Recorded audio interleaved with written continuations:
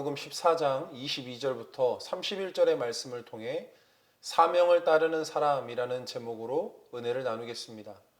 오늘 본문에는 예수님의 식사 장면이 기록되어져 있습니다. 식사하고 계시는 예수님의 상황은 이렇습니다. 먼저는 십자가를 지시기 전에 제자들과 마지막으로 나눈 식사입니다. 큰일을 앞둔 사람들은 대부분 평소처럼 식사를 하지 못합니다. 마음의 부담감 때문에 입맛도 없고 소화도 원활하지 않기 때문이지요. 예수님은 단순히 큰일이 아니라 개인적으로는 고통스러운 죽음의 시간이며 인류에게는 구원의 유무가 달린 큰 사건이었습니다. 인류를 위해 십자가를 지시는 예수님 곁에는 유다라는 제자가 있었습니다. 옆에서 예수님이 말씀하셔도 듣지 못할 만큼 정신이 다른 곳에 팔려 있었던 제자입니다. 많고 많은 사람 중에 12명을 택하여 제자 삼으셨는데 그 중에 죽이려는 생각으로 가득했던 유다를 바라보시는 예수님의 마음은 과연 어떠하셨을까? 잘못했다고 말해도 모자랄 상황임에도 불구하고 바로 옆에서 예수를 죽이려고 생각을 품고 있으니 예수님의 마음은 과연 어떠했을까? 극단적으로 표현하면 유다는 그렇다고 생각할 수 있습니다. 지난 시간에 말씀드렸던 것처럼 제자들 가운데 가장 인정받지 못했다는 추측이 사실이라고 가정할 때 그것이 진짜라면 유다의 배신은 어느 정도 타당성이 부여될 수 있습니다. 그런데 문제는 오늘 등장하는 베드로입니다. 27절에서 예수님은 너희가 다 나를 버리리라 라고 말씀하셨는데 29절을 보면 베드로는 이렇게 대답합니다. 다 버릴지라도 나는 그리하지 않겠나이다. 이 표현은 무엇을 뜻하는 말씀입니까? 같은 식탁 위에 앉은 다른 11명의 제자들을 손짓하면서 나는 이들과 다릅니다 라고 자신만만하게 고백하는 모습입니다. 이때 예수님은 뭐라고 대답하셨는가? 30절 말씀해 보니까 예수께서 이르시되 내가 진실로 내게 이르노니 오늘 이 밤 닭이 2번 울기 전에 내가 3번 나를 부인하리라. 이미 모든 것을 알고 계셨던 주님께서는 베드로의 부인을 확정적으로 말씀하셨고 베드로는 다시 반박하며 내가 주와 함께 죽을지언정 주를 부인하지 않겠나이다 라고 고백합니다.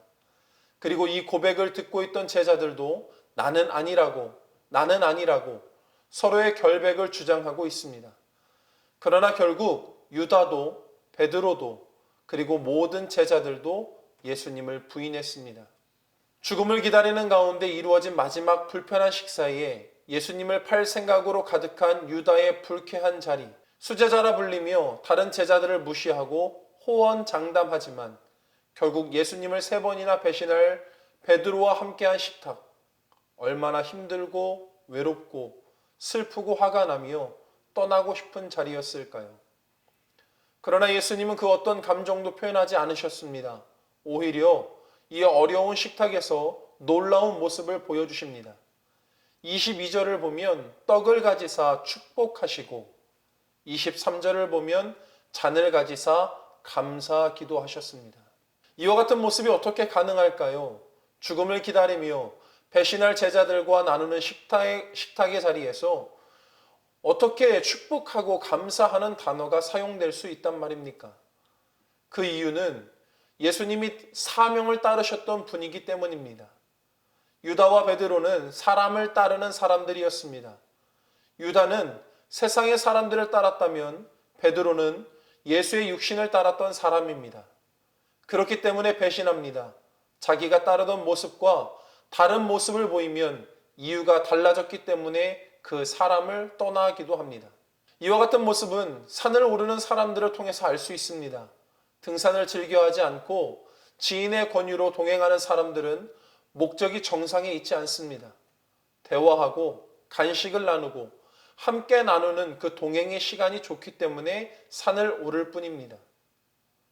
그런데 전문 산악인들은 히말라야 산맥이나 에베레스트 산을 오르는 사람들, 그들의 목적은 정상에 있습니다. 그래서 가령 산행 중에 사고가 있어도 동료가 다치게 되어도 일정을 멈추지 않습니다. 목적이 동행에 있지 아니하고 정상에 있기 때문이지요. 제자들의 목적은 자기가 원하는 육신의 예수였다면 예수님의 목적은 사명이었습니다. 많은 사람을 위해서 피 흘리는 사명, 온 인류를 위하여 십자가에 달려야 하는 사명. 사명이 있기 때문에 사사로운 감정에 넘어질 수 없었습니다. 사명이 있기 때문에 외로움을 호소할 수도 없었습니다. 오히려 배신과 고난이 사명에 포함된 것을 알고 계셨던 예수님은 끊임없이 기도하셨고 제자들을 축복하시며 감사할 수 있었습니다. 물론 말과 삶이 동일하게 이루어지기란 매우 어렵습니다. 성경을 통해 들려진 말씀이 이해는 되고 그렇게 살아야 한다는 것은 알고 있지만 행동으로 옮기는 것은 매우 어렵습니다. 그렇기 때문에 우리에게는 도움이 필요합니다. 물론 예배를 통해 얻어지는 은혜로 하나님의 힘이 필요한 것도 당연합니다. 뿐만 아니라 우리가 도움을 얻어야 할 곳은 바로 공동체입니다. 예수님께서도 공동체를 구성하신 후 사역하셨습니다. 예를 들면 12명의 제자들을 세우셨습니다. 전도를 보낼 때에도 2명씩 짝을 지어서 보내셨습니다. 명령하실 때에도 단수를 지목하면서 너라고 말씀하시기보다는 너희와 같은 무리에게 말씀하셨습니다.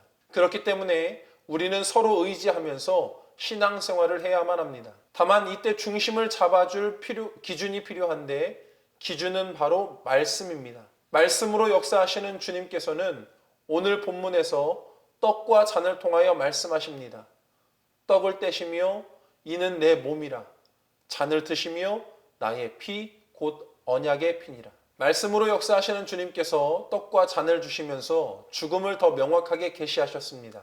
그리고 제자들에게 이 말씀을 전달하셨습니다. 우리의 삶은 말씀이 중심되어져야 합니다. 그렇다면 결론적으로 말씀을 중심으로 살아간다는 것은 무엇인가? 단순히 예배를 빠지지 않고 참석하며 여러 매체를 통해 말씀을 듣게 되는 것, 그것이 말씀 중심의 삶인가? 결코 아닙니다. 말씀을 중심으로 살아간다는 것은 들려진 말씀대로 살아내는 것을 뜻합니다. 지난 주일 담임 목사님의 말씀을 통해 듣게 된 것처럼 하나님의 약속을 붙잡고 말씀의 대가를 지불하며 살아가야 합니다. 사랑하는 성도 여러분, 예수님의 마지막 만찬, 거룩한 식탁은 굉장히 불쾌한 자리였습니다. 실제적인 십자가의 길이 열려지고 제자들은 배신하고 수많은 무리들은 욕과 저주를 퍼붓는 출발의 시간입니다. 그러나 예수님은 그 누구도 저주하지 않았고 원망하지 않았고 축복하며 감사했습니다. 왜냐하면 오직 사명을 위해 살아오셨기 때문입니다. 그리고 그 사명을 위해 오직 말씀을 붙잡고 기도하는 그 삶을 감당하셨기 때문입니다. 이런 주님께서 우리에게는 함께 할 수 있는 공동체를 허락하셨습니다. 이제 우리는 혼자가 아닙니다. 함께하는 신앙 공동체입니다. 그렇기 때문에 권면합니다.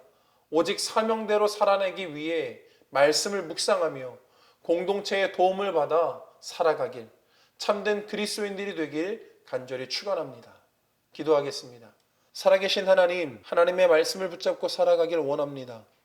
외롭고 힘겹고 괴로운 상황임에도 불구하고 하나님 주신 사명, 말씀의 약속을 따라 살고자 몸부림치셨던 예수님, 우리도 그 길을 걸어가고자 합니다. 외롭고 힘든 시기를 지나가고 있습니다.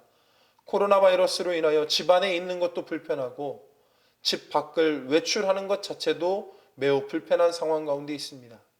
이럴 때일수록 서로에게 안부 문자, 때로는 전화를 통하여서 서로를 위로하고 격려하여 신앙 공동체가 무엇인가, 얼굴을 대면하고 마주치지는 못할지언정 서로 연락을 통해서라도 하나 되는 공동체, 가족과 같은 공동체, 우리 하깃교회가 될 수 있도록 인도하여 주옵소서. 오늘 이 하루도 그저 하나님과 동행하는 삶, 사명을 위해서 살아가는 삶, 그 삶이 우리의 목적 되길 원하오니 주여 우리에게 은혜를 베풀어 주시옵소서. 살아계신 예수님 이름으로 기도합니다. 아멘.